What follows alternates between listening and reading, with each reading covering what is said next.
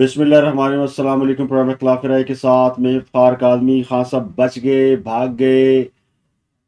बुज़दिल कहें उन्हें, डरपोक कहें उन्हें, गीदड़ कहें उन्हें, ज़हीन कहें उन्हें, यार कहें उन्हें, क्या कहें, लेकिन खान साहब ने खुद को गिरफ्तारी से बचा लिया, खुद को फर्द जुर्म से बचा लिया। और क्या कहते हैं, सांप भी मर गया, लाठी भी नहीं टूटी। तो खान साहब ने बिलाखिर अपनी हिकमत अमली से खुद को तोशाखाना केस में फर्द जुर्म से तो बचा लिया, लेकिन लाहौर में वो अपना घर नहीं बचा सके। पंजाब हुकूमत ने भी उनको दाया दिखाकर बाया मार दिया और खान साहब की गैर मौजूदगी में उनका घर जो है वो तहस नहस कर दिया। बल्कि घर क्या था, खान साहब का एक मोर्चा था और उस मोर्चे में खान साहब अपने कई साथियों के साथ कई दिनों से मुकीम थे और नो गो एरिया बना रखा था, जिसको बिलाखिर पुलिस ने वागुजार करा लिया। अब खान साहब का जो घर है वो असली हालत में वापस आ गया है। ना गेट है, न वहाँ पे बैरियर्स हैं, न वहाँ पे खैमे हैं, न वहाँ पे वो मुसल्ला मुहाफिज हैं, न शर पसंद हैं। तो बहुत से लोग गिरफ्तार हो चुके हैं। अब वहाँ से असला मिला है या पेट्रोल बम मिले हैं या कंचे मिले हैं या गलेले मिली हैं। वो सब बातें पुलिस और कानून और जो तहकीकाती टीमें हैं, ये उनका दर्द-ए-सर है। लेकिन अमूमन यही होता है कि फिर पुलिस जब इस किस्म की रेड्स करती है तो फिर उसका जवाब ज़रूर अपने पास रखती है। तो ये जवाब तो उन्हें मिल गया जी कि वहाँ असला था, वहाँ पे लोग मौजूद थे। लेकिन जो असल काम हुआ है वो ये हुआ कि खान साहब के घर के आसपास पानी छोड़ दिया गया। इस दौरान खान साहब जब इस्लामाबाद पहुंचे तो वो एक अलग तमाशा था। और ये तमाशा लाहौर से शुरू हुआ।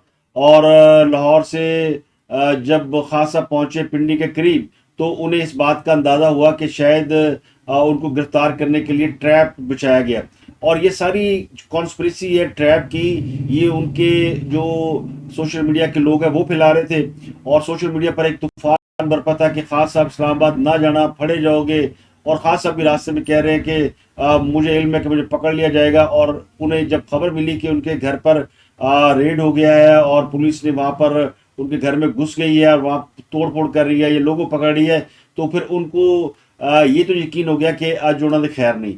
तो उन्होंने फिर दाएं बाएं हाथ मारना शुरू किए, कभी किसी को फ़ोन कर रहे हैं, कभी किसी को मैसेज कर रहे हैं। और ख़ुद वो गाड़ी से नहीं निकले। और उस वक्त तक गाड़ी से नहीं निकले जब तक वो पिंडी नहीं पहुंच गए। और पिंडी पहुंचने के बाद कारकुनों ने उनकी गाड़ी को घेर नहीं लिया। तो पिंडी में जो कुछ हुआ उसमें बहुत सी अहम चीज़ें सामने आई। और पहली बार ये हुआ कि पुलिस ने कारकुनों पर शेलिंग नहीं की, बल्कि कारकुनों ने पुलिस पर आंसू गैस के शेल बरसाए। और ये सारा इंतज़ाम किया गया था गिलगित बल्तिस्तान की जो पुलिस थी और जो एजेके की पुलिस थी, उनके पास जो शेल्स होते हैं वो कारकुनों को फराहम किए गए थे। और कारकुनों के पास हर वो चीज़ मौजूद थी जो पुलिस के पास मौजूद होती है। पुलिस जो है वो सिर्फ अपने आप को गैर मुसल्ला करके वहाँ गई थी। अगर मुसल्ला हालत में होती तो मामला बहुत ख़राब हो सकता था, क्योंकि कोई भी बंदा इश्तिहाल में आके फायर कर सकता है। और ये हाल दूसरी जानब भी था। अब जब कारकुनों को पता चल जाए कि सामने से किसी की हिम्मत नहीं को फायर करे या उनको मना किया गया है, तो सिर्फ डंडों से और उस चीज़ का मुकाबला नहीं किया जा सकता, यानी गलेलों का, पत्थरों का, कंचों का। और ये हमने देखा है फ़लस्तीन के अंदर इंतफादा के लोग जो करते हैं वो भी इसराइली पुलिस का या फ़ौज का मुकाबला इन्हीं डंडों से, पत्थरों से, गलेलों से करते हैं। अब मैं ये तो नहीं कहता तहरीक इंसाफ के लोग फ़लस्तीनियों जैसी जज्बे के साथ लड़ रहे हैं या फ़लस्तीनी बन गए हैं या उनके जो हुकूक है वैसे जैसे फ़लस्तीनियों के है। मामला बिल्कुल मुख्तलिफ है। अब मामला ये कि ये वो लोग हैं जो कि खान साहब से इश्क करते हैं, खान साहब के इश्क में मुतला है। और खान साहब का जो इश्क है वो इश्क ममनू है, क्योंकि वो उनके इश्क ममनू में कोई रियलिटी नहीं है, ये फेक है।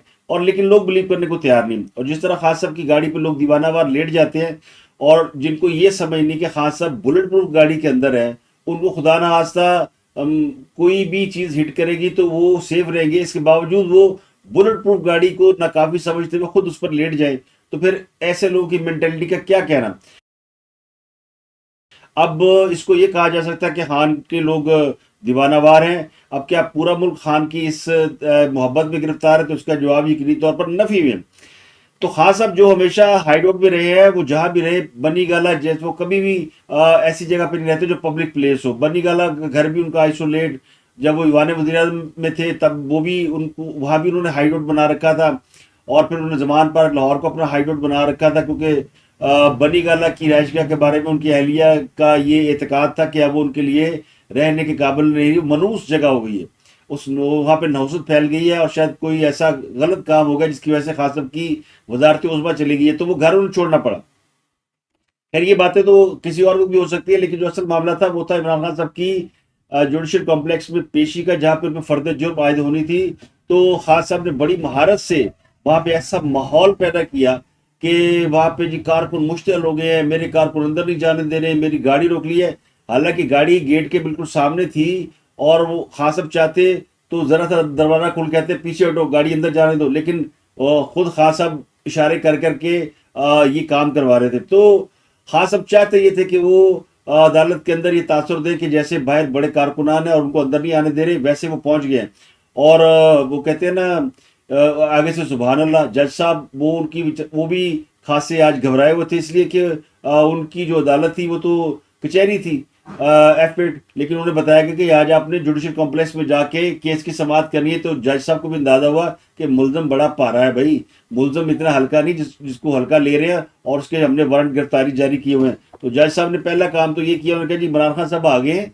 उन्होंने कहा जी इमरान खान साहब आए, बाहर गाड़ी में है वो की गाड़ी लोग मोड़ने नहीं दे रहे, गेट से सिर्फ 200 मीटर के फासले पर, बाकी शायद मैं ज्यादा बता रहा हूँ, 100 मीटर के फासले पर खान साहब की गाड़ी थी, लेकिन गाड़ी अंदर नहीं जा रही थी।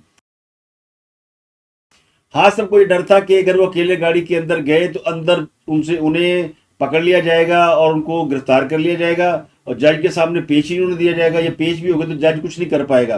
तो ये उनको जो जो ये जो उनकी सोच थी, इसका वो तोड़ निकाल रहे थे कि उन्होंने अंदर जाना ही नहीं है और बाहर बाहर हंगामा करेंगे और जज को फिर कोई बंदा जाके डराता रहा जी बाहर शेलिंग हो रही है, खान साहब अंदर नहीं आ सकते और फलाना फड़या गया फलाना फड़या गया। एक जख्मी बंदा दौड़ता हुआ जी मुझे बड़ा मारा जी, खान साहब तो अंदर आना चाहते हैं लेकिन उन्हें अंदर नहीं आने दिया जा रहा है।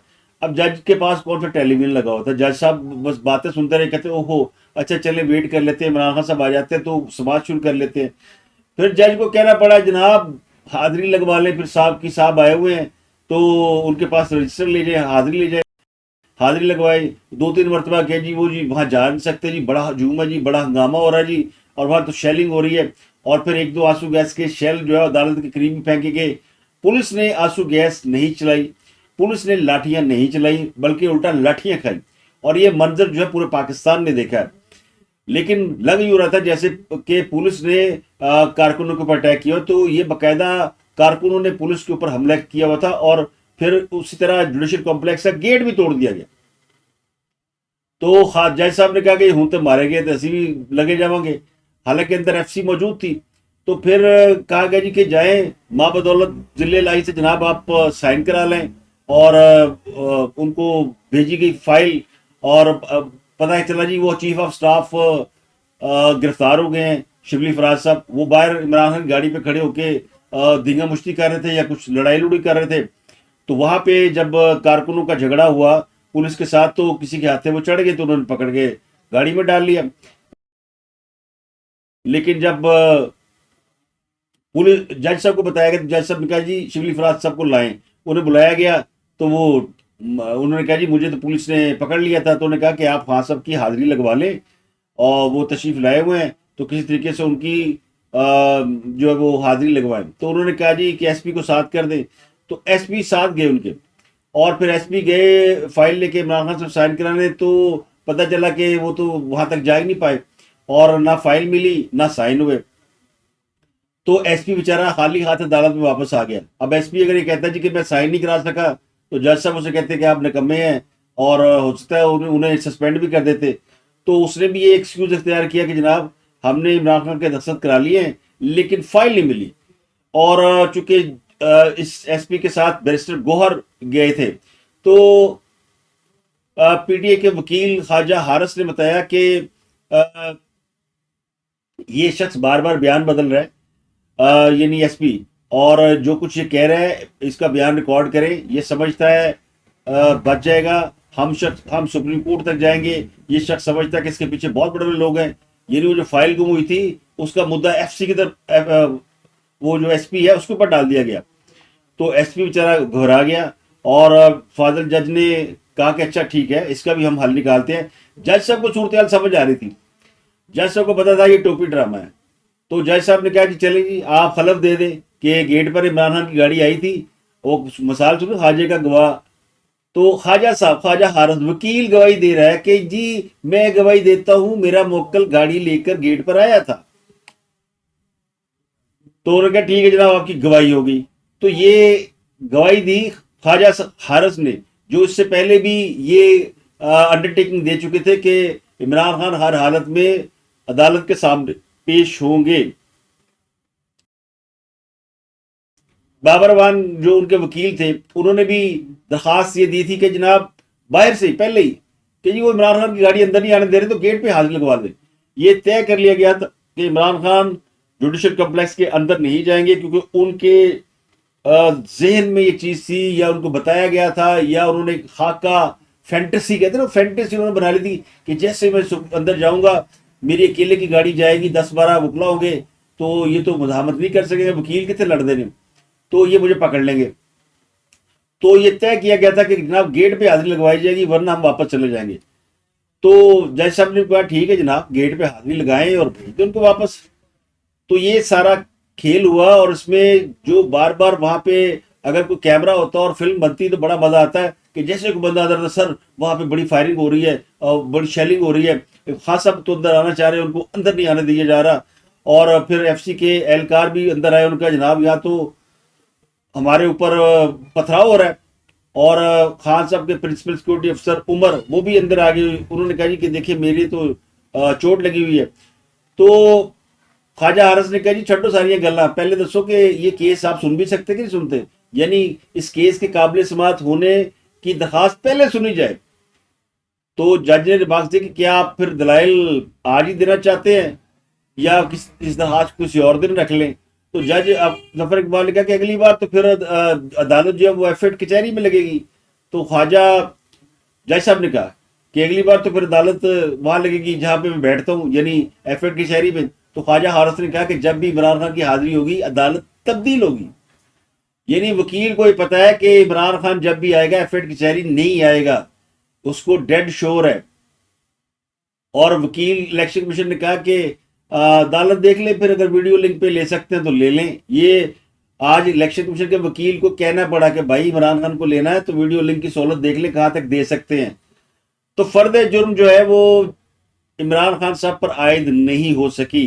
खान साहब ने कहा जी मैं तो टोल प्लाजा से अदालत पहुंचते मुझे 5 घंटे लग गए हैं, 15 मिनट से दरवाजे के बाहर खड़ा हूं और लेकिन यहाँ शेलिंग है, नाके लगे हुए हैं, मैं अंदर जाने की कोशिश कर रहा हूं लेकिन मुझे अंदर नहीं जाने दिया जा रहा। ये गुफ्तगू उनकी सुनवाई गई बकायदा। खान साहब को तलब कर रखा था तोशाखाना केस में अदालत ने 18 मार्च को, तो वो इस सिलसिले में आज वहां पहुंचे थे।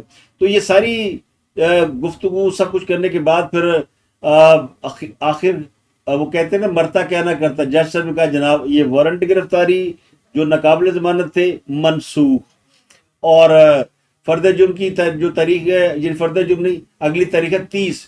और ख्वाजा हारिस ने कहा कि हम 30 तारीख को भी हाजिरी से इस्तिस्ना की दरखास्त दे देंगे, जाओ तुझे करना है सो कर लो। तो जज साहब ने कहा चले उस दिन देख लेंगे। जज का जो रवैया था आज जज जफर इकबाल का, वो बड़ा ही यानी वो बैकफुट पे थे उनको, क्योंकि शायद उनको भी किसी ने बताया कि जज साहब जो तुसी आज 19वीं की थी ना ये आपकी अदालत नहीं है, यहाँ बहुत कुछ हो सकता है। तो इससे पहले खान साहब की जमानत की वो जो पेशी की जगह बदली गई ना, उसी ने जज के कान खड़े कर दिए थे। हालांकि पुलिस ने आज उनकी सख्त सिक्योरिटी की थी कि इमरान खान के ऊपर कोई अटैक नहीं हो। खान साहब ने एक ट्वीट किया जी कि ये साबित हो चुका कि लाहौर में किए जाने वाले मुहासरे का मकसद एक मुकदमे में मुझे अदालत में पेश करना नहीं बल्कि किसी जिंदान में कैद करना था ताकि मैं अपनी इंतहाबी मुहिम न चला सकूं। तो पीडीए के साबिक एमएनए अमजद खान नियाजी को गिरफ्तार कर लिया गया, उन्हें थाना रमना मुंतकिल कर दिया गया। उन्हें इमरान खान गाड़ी के आगे से गिरफ्तार किया गया है। इमरान खान गाड़ी के सामने बहुत से लोग मौजूद थे, फरूख हबीब, शिबली फराज, अमजद नियाजी और इस तरह के बहुत से लोग जो एमएनए रहे हैं, उनके चीफ ऑफ स्टाफ है, ये सब गाड़ी के आगे लेटने की कोशिश कर रहे थे। तो इनमें से बहुत से लोग पकड़े गए थे, शिबली फराज भी पकड़े गए थे, लेकिन बाद में अदालत ने उन्हें रिहा करवा दिया। अमजद नियाजी को गिरफ्तार कर लिया गया। जुडिशल कॉम्प्लेक्स में जो हंगामा रही उसकी तफसीलात कुछ इस तरह से हैं कि जो मुजाहिरीन पथराव की उससे तकरीबन 9 पुलिस एहलकार जख्मी हुए, इनमें कुछ पुलिस अफसर भी शामिल हैं। 25 से ज्यादा मोटरसाइकिलें, गाड़ियां जला दी गई, पुलिस वैन भी शामिल है, बम डिस्पोजेबल स्क्वाड की गाड़ी वो भी जला दी गई। इसके अलावा मुजाहिरीन ने पुलिस चौकी नजर आतिश कर दी, दफ्तरों को आग लगा दी और जो पुलिस के ऊपर शेलिंग की गई। इस दौरान खान साहब का एक इंटरव्यू सामने आया जिसमें उन्होंने कहा कि एस्टैब्लिशमेंट मुझसे डरी हुई महसूस होती है और मेरी जिंदगी को पहले से ज्यादा खतरा लाक है और मुझे डर ये है कि अगर मुझे मार दिया जाए तो जो रद्द-ए-अमल आएगा वो बहुत शदीद होगा। तो खान साहब ने अपनी मौत के बाद की प्रेडिक्शन कर दी है और कहते हैं जी मैं मर गया तो पूरे पाकिस्तान में रद्द-ए-अमल आएगा और ये लोग समझ नहीं रहे तो सूरत हाल क्या है और ये लोग मुझे गिरफ्तार करने और कत्ल करने का सोच रहे हैं। और उन्होंने ये भी कहा कि मेरी हुकूमत को साबिक आर्मी चीफ जनरल बाजवा ने कराया।